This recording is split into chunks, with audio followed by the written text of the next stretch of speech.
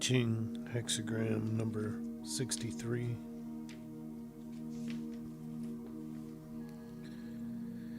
Chi after completion.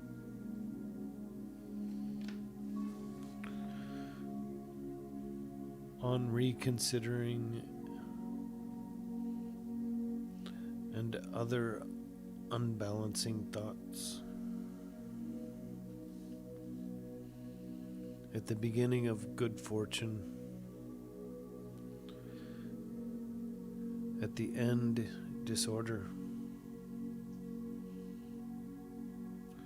We have been firm in following our path, but now that the situation has improved, we reconsider.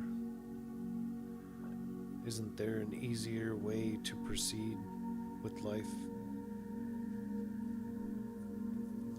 Haven't we been too hard in withdrawing from someone?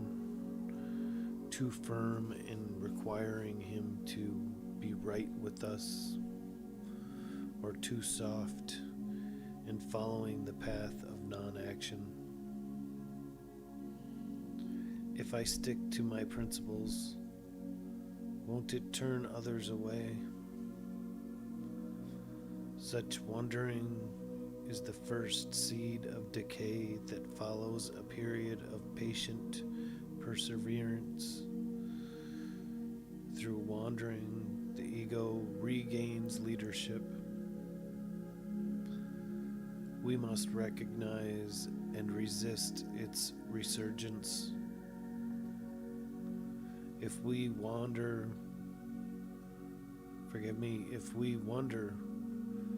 whether we have been too hard, then we must realize that we do not have the right to help people avoid the hard learning process. Such wandering implies that we have assumed a magnificent attitude in which we put ourselves in the place of God to decide others' fates. We should avoid wondering whether we have been too hard or too soft, or whether we should do something, either to relax back into old habits of comfortable dependency, or to act in a hostile way in order to reestablish the correct distance. We should not adopt any special attitudes because they once seemed to influence others to change. Nor should we be afraid that people will misunderstand us. We need only relate sincerely to each moment as it approaches and leave matters to fate. Comfortable dependency means that we relax our inner discipline by indulging small, seemingly insignificant thoughts that we know are on the border of being incorrect. For example, we indulge in a little intervention, a little curiosity, a little involvement, or a little nostalgia. Indulgence is also to relax into comfort. We cease to be alert and we forget to keep a proper balance with others. Either we want to feel good about another person before he has corrected himself, or we find comfort in alienation and indifference. Such a relaxation of inner discipline usually occurs after completion, when we feel free of pressure and self-confidence returns. With relaxation, we allow wandering. Forgive me. With relaxation, we allow wandering to begin, permitting seemingly small desires to reemerge with great strength. Because of these tendencies, and alert to intercept the seeds of wandering and wanting, and thereby ward off their consequences. If we fail to resist these unbalancing thoughts, we will make mistakes over and over. The I Ching emphasizes that peace can be maintained only if during the times we feel secure, we remember the possibility of danger. We must be as firm towards others when they are behaving well as we are when they are behaving badly. After completion, we also tend to forget that it was the invisible sage's help that pulled us through the difficult time.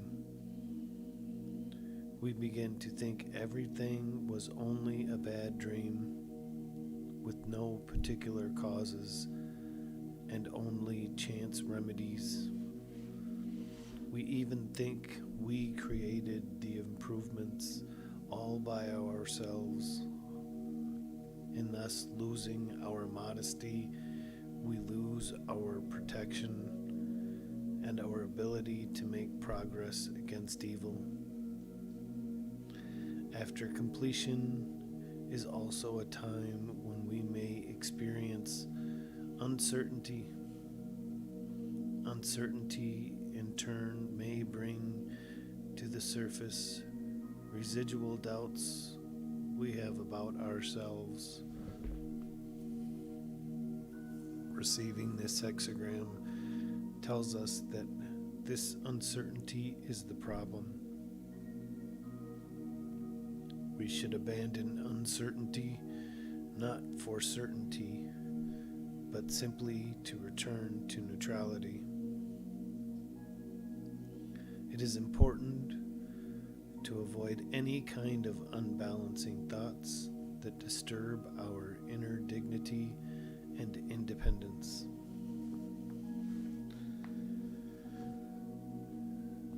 Changing line number 1. He gets his tail in the water. No blame. At the height of pressure, we fail to accept the situation.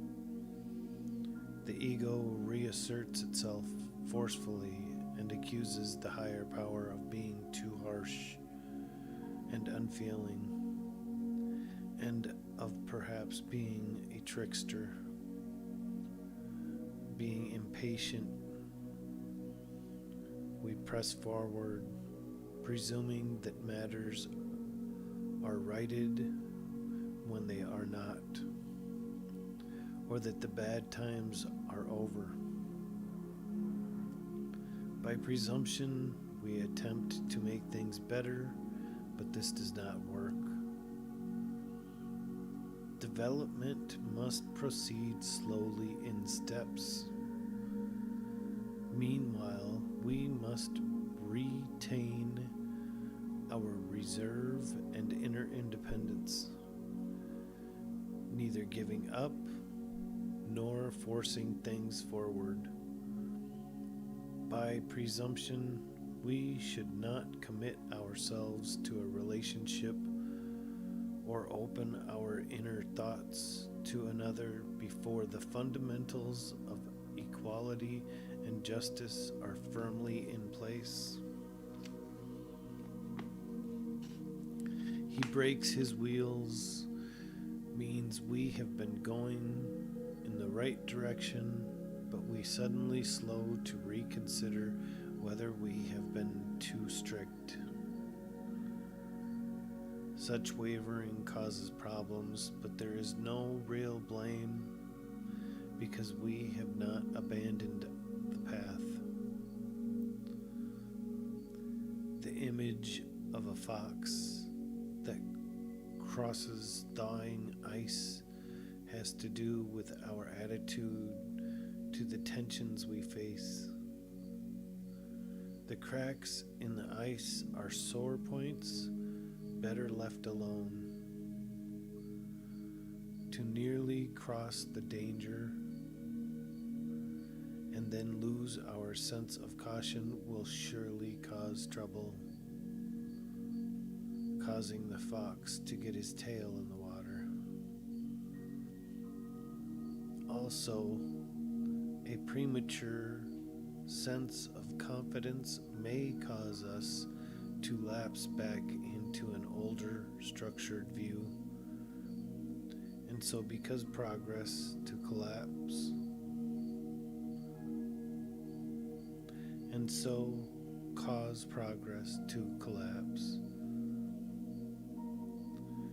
In recognizing and correcting such errors, there is no blame. Changing line number 2. The woman loses the curtain of her carriage. Do not run after it.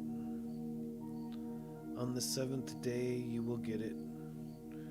In presuming things to be better than they are, or by allowing ourselves to be flattered, or by slipping back into a dependence on another's regard for us, we have slipped from a safe place into a pool of slime.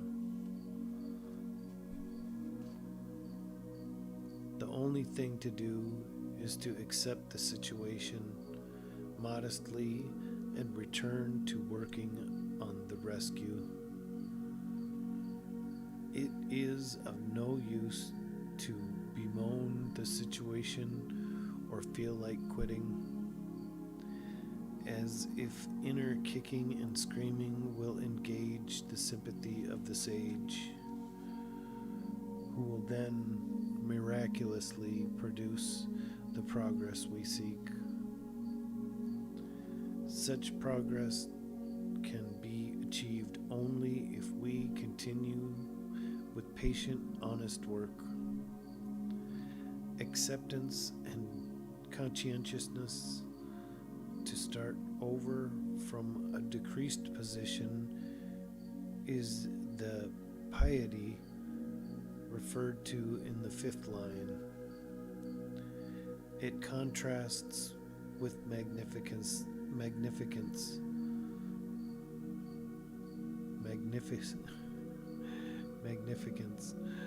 shown when we fail to accept the reserves encountered on our journey. By accepting reserves, we acquire help in solving our problems. This line also refers to times when our incorrect attitude has been perceived by others, so that we lose influence with them. We do not need to strive to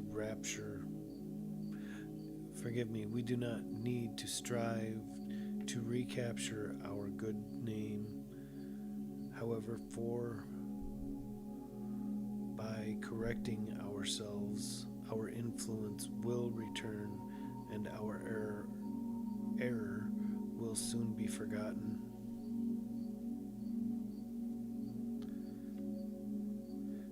Changing line number 3. Inferior people must not be employed.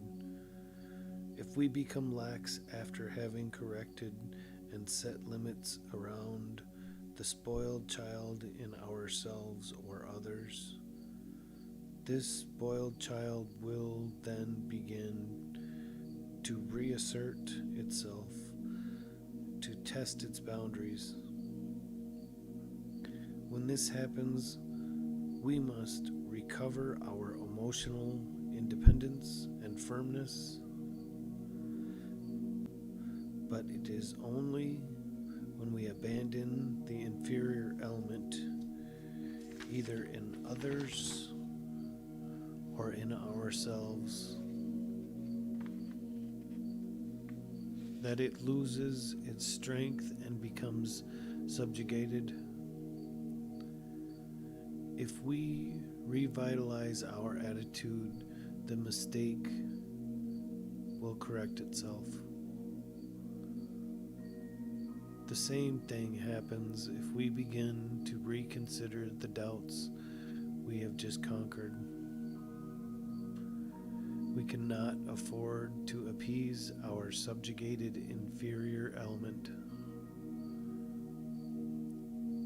The urge to expand refers to the luxury of wishing to capitalize on our gains in order to achieve something luxurious and personal.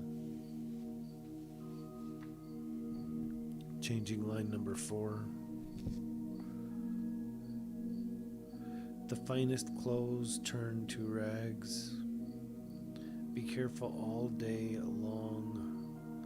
Laxity such as wanting and to luxuriate in desire, allowing ambition to return, or stopping to enjoy the progress made at a time when we should remain strict and reserved, will certainly ruin what we have achieved.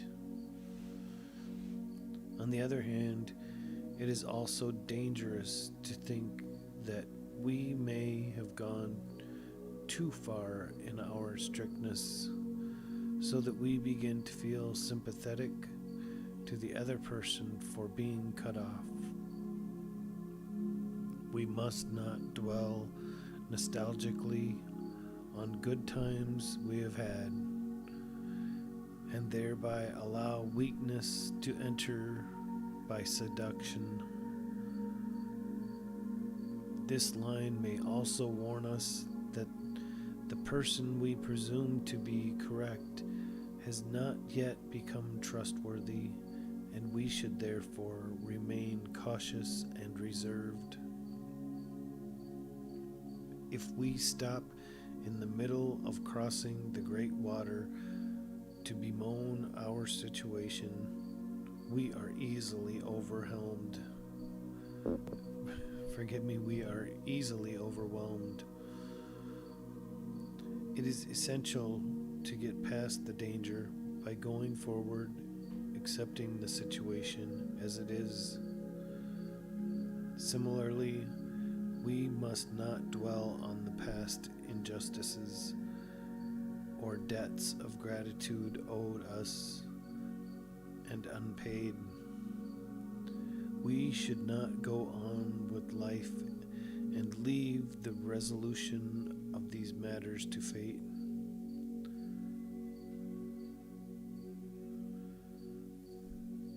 Changing line number 5. The neighbor in the east slaughters an ox. When we stop to think, after having been firm with another, that now we might indulge in a more comfortable relationship with him because he has superficially adapted to our requiring him to be correct, we play God.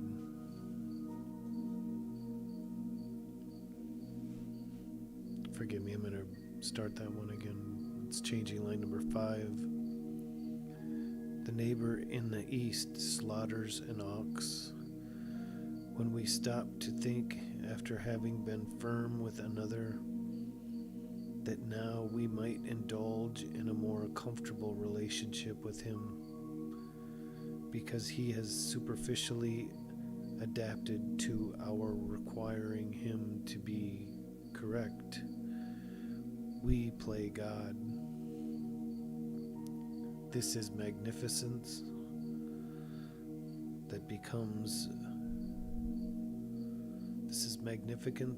magnificence that comes from our ego. We have no right to coddle anybody's ego.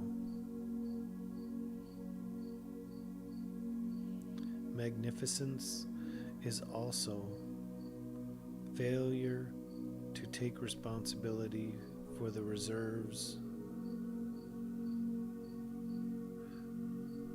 Forgive me, magnificence is also failure to take responsibility for the reverses that are caused by being lenient with another's ego. This magnificence is demonstrated in behavior that would like to abandon the relationship altogether because of the discipline it requires of us. Magnificence indicates that we first need to deal with the ego in ourselves. Changing line number 6. He gets his head in the water. Danger. We look back. When we presume the struggle to be over and now we can relax and enjoy the situation. Now that we have obtained a little progress, we must tiptoe around the person or everything will come undone. We must not lose our dignity and inner independence in this way. We must be firm and go forward, or the work will be undone. We also look back when we are not sure that we have done the right thing. It is important to go forward. If we are sincere in attitude, even making a wrong move will not prove injurious, for some way will occur to rectify the mistake. It is important not to stand in the crossroads wondering. This completes hexagram number 63.